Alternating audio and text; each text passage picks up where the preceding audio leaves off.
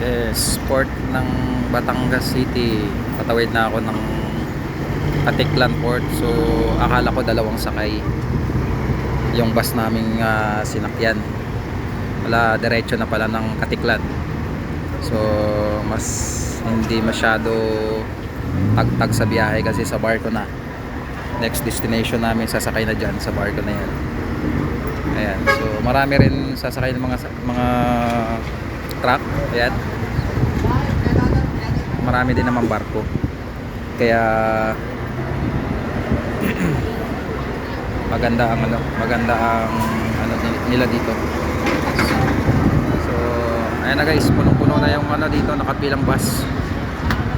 Malapit na rin naalis. Ayan, kakarga lahat yan dyan sa na yan, sa barko na yan. Parang alit ng barko eh. Ayan, so Batangas Port. Ayan.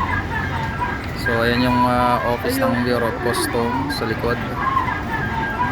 Ayan. So punta ko dito sa bandang gawing likuran. Check ko kung maraming isasakay din. May marami na rin truck. Simula doon. Ayan. May mga kotse pa doon sa dulo. Nakabad ako. Yes.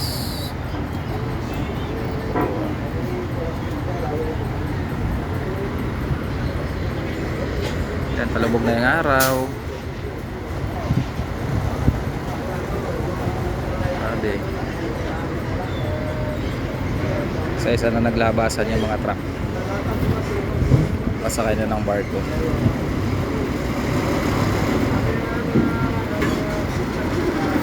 Sunod na sila.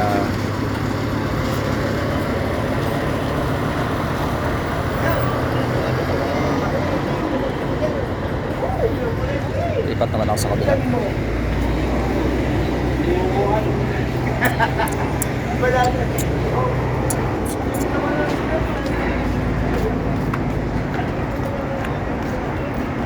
Yun.